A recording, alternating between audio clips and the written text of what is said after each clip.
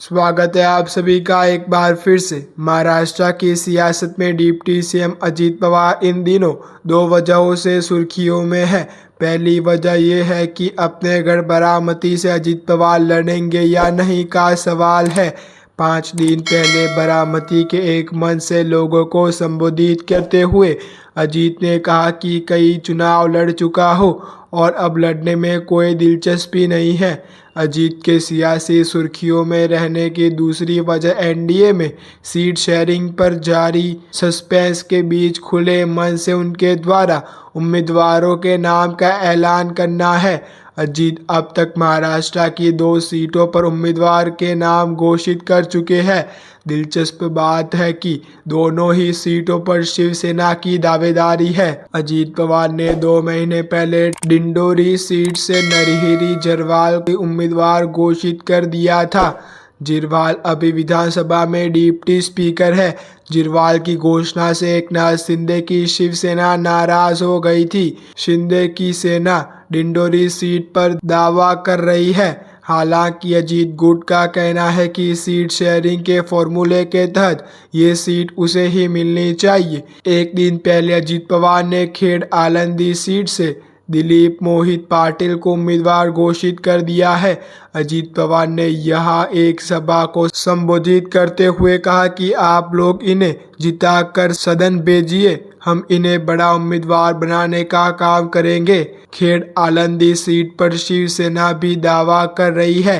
महाराष्ट्र में चुनाव से पहले एनडीए में सीट बंटवारे पर पेच फंसा हुआ है। एनडीए में बीजेपी, शिवसेना और एनसीपी समेत 6 दल शामिल हैं। इन दलों के बीच सीटों का बंटवारा होना है।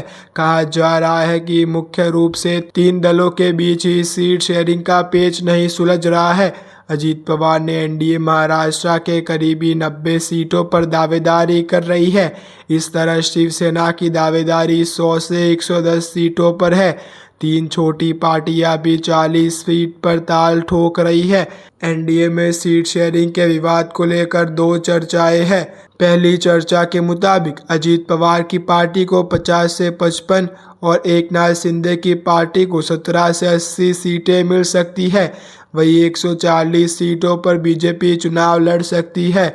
दूसरी चर्चा के मुताबिक 20 से 25 सीटों पर तीनों ही दल फ्रेंडली फाइट के तहत चुनाव लड़ सकते हैं और बाकी के सीटों को मेरिट के हिसाब से बांट सकती है।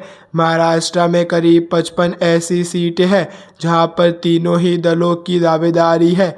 बड़ा सवाल यही उठ रहा है कि महाराष्ट्र में एनडीए दलों के बीच सीट शेयरिंग पर बात नहीं बनी है।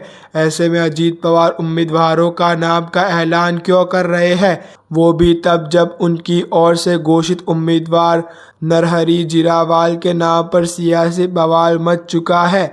जानकारों का कहना है कि अजीत उम्मीदवारों के नाम की घोषणा कर 2 सियासी समीकरण एक साथ साध रहे हैं।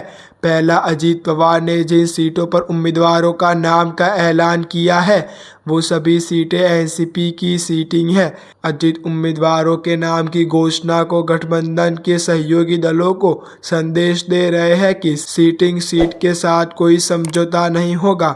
2023 में एनसीपी के बगावत के वक्त 42 विधायक अजीत पवार के साथ सरकार में शामिल हुए थे। उम्मीदवारों के नाम की घोषणा करने की दूसरी वजह अजीत सियासी संदेश देने को कोशिश कर रहे हैं। दरअसल एनसीपी को लेकर महाराष्ट्र में गलियारों में कई तरह की अटकलें एक साथ चल रही है। इनमें गठबंधन के भीतर उनकी स्थिति से लेकर सीट शेयरिंग में भूमिका तक शामिल है। कहा जा रहा है कि इन वजहों से वे नेता और कार्यकर्ता भी अजीत का साथ छोड़ रहे हैं। वो 1 साल पहले उनके साथ आए थे। अजीत इसी स्थिति को मजबूत करने के लिए खुले मन से उम्मीदवारों के नाम की घोषणा कर रहे हैं। ऐसे ही अच्छे न्यूज़ जानने के लिए आप हमारे यूट्यूब चैनल को सब्सक्राइब करना ना भूलें।